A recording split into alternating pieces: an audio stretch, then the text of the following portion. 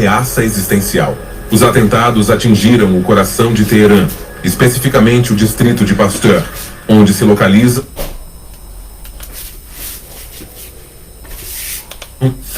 no sábado, 28 de fevereiro de 2026, os Estados Unidos e Israel lançaram uma operação militar conjunta em larga escala contra o Irã, denominada Operação Fúria Épica por Washington e Leão Rugidor, ou Operação Gênesis em sua fase inicial, pelas forças israelenses. Este ataque representou uma escalada sem precedentes no Oriente Médio. Seus principais alvos foram a infraestrutura nuclear do Irã, seus sistemas de defesa aérea, bases de mísseis balísticos e, crucialmente, a cúpula do regime. O presidente Donald Trump confirmou o início das operações em uma mensagem de vídeo, declarando que o objetivo é eliminar a ameaça representada pela ditadura iraniana e permitir que o povo daquela nação assuma o controle de seu próprio destino. Por sua vez, o primeiro-ministro Benjamin Netanyahu afirmou que se tratava de um ataque preventivo destinado a neutralizar uma ameaça existencial. Os atentados atingiram o coração de Teherã, especificamente o distrito de Pasteur, onde se localizam o complexo residencial do líder supremo e várias sedes governamentais. Após horas de incerteza, a morte do Ayatollah Ali Khamenei foi confirmada, juntamente com importantes figuras militares e de inteligência, incluindo o chefe da contra-espionagem e o comandante da Guarda Revolucionária. O Irã respondeu lançando centenas de mísseis e drones não apenas contra o território israelense, mas também contra bases americanas na região e países aliados como os Emirados Árabes Unidos, Kuwait, Bahrein e Catar. Em Israel, foram relatadas várias mortes e centenas de feridos. No Irã, o número de mortos ultrapassa 200, incluindo relatos profundamente trágicos de civis afetados em áreas residenciais e em uma escola. Atualmente, grande parte do espaço aéreo regional permanece fechado. No Irã, o serviço de internet está sofrendo interrupções generalizadas. Enquanto isso, a comunidade internacional observa com extrema preocupação o desenvolvimento do que parece ser o início de um conflito regional, com consequências imprevisíveis. Amados irmãos, ao contemplarmos todos esses acontecimentos, é inevitável recordarmos as palavras de nosso Senhor Jesus Cristo em Mateus capítulo 24, versículo 6. Vocês ouvirão falar de guerras e rumores de guerras. Cuidado para não se perturbarem, pois é necessário que tudo isso aconteça, mas ainda não é o fim. As expressões ouvirão, e em vários lugares, permitem-nos compreender que muitas pessoas no mundo não irão necessariamente vivenciar esses eventos diretamente, mas ouvirão dizer que eles estão acontecendo. Neste momento da história, graças à internet e aos smartphones, ficamos sabendo quase que imediatamente quando ocorre uma catástrofe em qualquer lugar do planeta. Há 2000 anos, isso era impensável, e mesmo há apenas 100 anos era impossível receber informações em tempo real de diferentes continentes. Hoje, em questão de segundos, uma guerra, um terremoto ou um ataque terrorista se tornam conhecidos mundialmente. Isso nos leva a refletir sobre como o alcance global implícito nessas palavras encontra uma expressão particularmente evidente em nossa era tecnológica. Esses eventos também são comparados pelo Senhor às dores do parto de uma mulher. As dores que precedem o nascimento de um bebê aumentam em intensidade e frequência à medida que o momento do parto se aproxima. Da mesma forma, à medida que nos aproximamos do retorno de Cristo, os eventos descritos em Mateus capítulo 24 se intensificarão. Serão mais fortes, mais impactantes e mais frequentes. Todo novo conflito, toda crise global, toda convulsão internacional parece se encaixar nessa progressão. E enquanto essas dores de parto continuam, muitos cristãos podem perceber que a vinda do Senhor está próxima, assim como o escritor de Hebreus nos exorta no capítulo 10, versículo 25.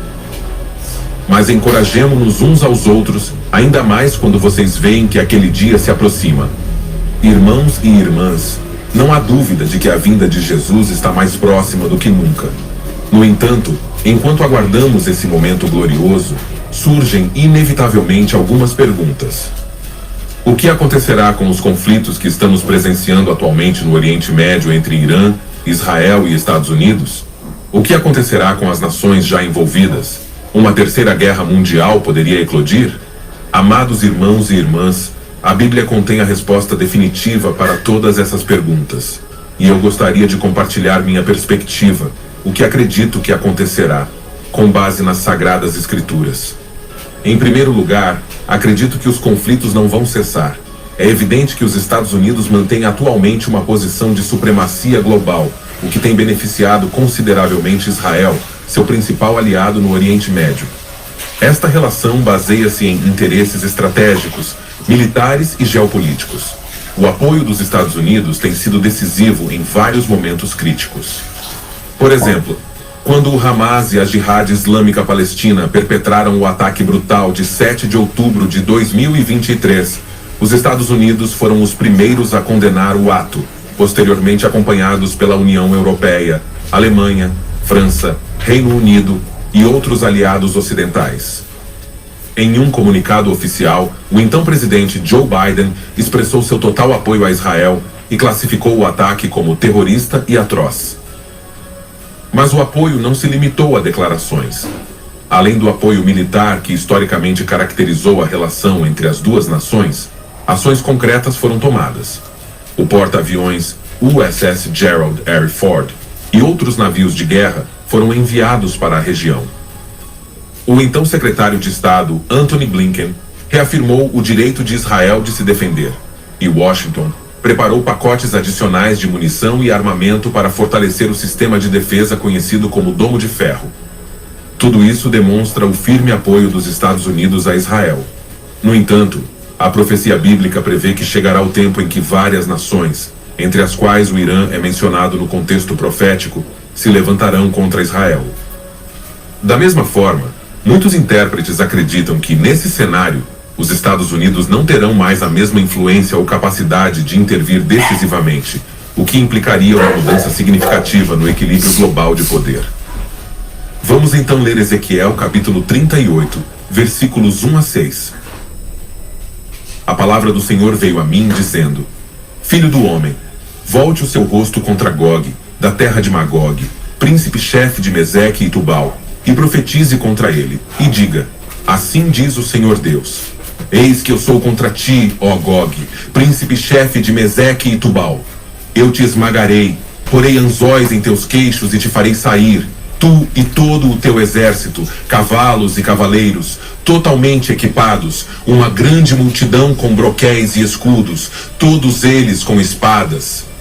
Pérsia, Cuxe e Pute com eles, todos eles com escudo e capacete, Gomer e todas as suas tropas, a casa de Togarma, do extremo norte, e todas as suas tropas, muitos povos convosco. Amados irmãos, estes primeiros versículos mencionam todas as nações que são protagonistas neste drama futuro. Para melhor compreender a quem a profecia se refere, apresentaremos as pessoas de forma ordenada e detalhada, a fim de fornecer elementos que nos permitam identificá-las com mais precisão dentro do cenário profético delineado pelo profeta Ezequiel. Primeiro, Gog.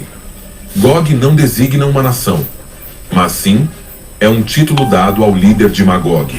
Quem lidera Magog no momento da invasão será identificado como Gog.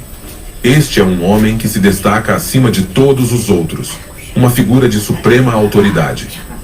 Dificilmente poderíamos imaginar um nome mais apropriado para descrever um governante absoluto, um líder que concentra todo o poder, do que este, Gog, o homem que está acima de todos. Segundo, Magog.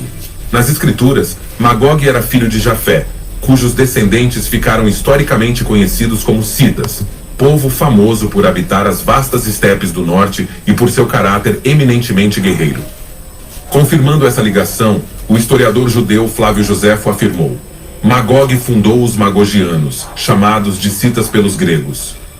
Os citas eram tribos nômades que ocupavam um vasto território que se estendia da Ásia Central até o sul da antiga Rússia. Embora haja algum debate entre os estudiosos, a maioria identifica Magog com regiões que hoje correspondem ao sul da Rússia, à Ucrânia e a partes do Cáucaso. Terceiro, Meseque e Tubal.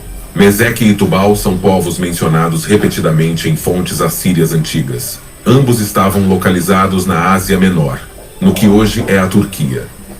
Mesec é geralmente associado à Anatólia Central e Oriental, enquanto Tubal está ligado às áreas do Sudeste.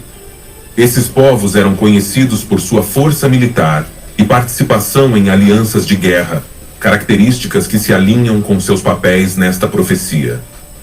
Quarto, a Pérsia, atual Irã. O termo Pérsia foi originalmente usado pelos gregos para se referir ao império de Ciro, o Grande. Deriva da palavra Parsa, nome do povo do qual Ciro emergiu para governar. Portanto, Pérsia é um exônimo, ou seja, um nome dado por outra cultura. A mitologia grega chegou a associar o nome Pérsia a Perseu, atribuindo-lhe um filho fictício chamado Perses, o suposto ancestral do povo persa. Isso levanta uma questão relevante. Como surgiu o nome Irã? O termo Irã é usado desde tempos muito antigos, já na era zoroastriana, por volta de 1000 a.C., juntamente com variantes como Ária, que significa literalmente terra dos arianos. No século IV d.C., o nome Irã já aparecia em textos e documentos, e alguns escritos ocidentais indicavam que internamente havia uma preferência por essa designação até o século XIX. Na década de 1930, Reza Shah pressionou formalmente pela mudança do nome de Pérsia para Irã, e o pedido entrou em vigor em março de 1935. No entanto, o governo britânico solicitou a continuidade do uso do termo Pérsia, argumentando que Irã soava muito semelhante a Iraque, especialmente em um contexto de guerra, visto que ambos os países estiveram envolvidos na Segunda Guerra Mundial e sob influência britânica. Winston Churchill expressou sua preocupação com relação à possível confusão entre os dois nomes. Mais tarde, em 1959, o filho de Reza Shah declarou que os termos Irã e Pérsia poderiam ser usados indistintamente em correspondências oficiais. Apesar disso, Irã acabou se tornando o nome predominante. Desde 1979, seu nome oficial é Jomhuriye Eslami-e Irã, que significa República Islâmica do Irã. A passagem em Ezequiel apresenta a Pérsia como participante ativa na invasão, não como atriz secundária. É significativo que o Irã, até hoje, mantenha uma postura abertamente hostil em relação a Israel. Quinto, Cush.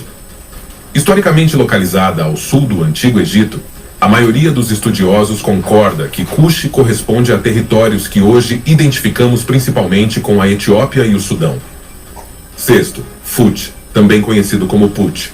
Esta região está associada ao norte da África, particularmente à Líbia. Tanto as escrituras quanto os escritos greco-romanos situam Fut na faixa costeira africana a oeste do Egito e a descrevem como um território com tradição e capacidade militar. Sétimo, Gomer. O historiador Flávio Joséfo identificou os gomeritas com os gálatas que habitavam a região central da Turquia. Outros estudiosos, seguindo uma antiga tradição judaica, associaram Gomer à Alemanha. Essa interpretação também aparece na literatura rabínica. Arnold Fruchtenbaum escreve em Traces of the Messiah, página 108. Gomer está localizada na atual Alemanha. Essa também era a perspectiva rabínica. O Midrash chamava Gomer de Germânia.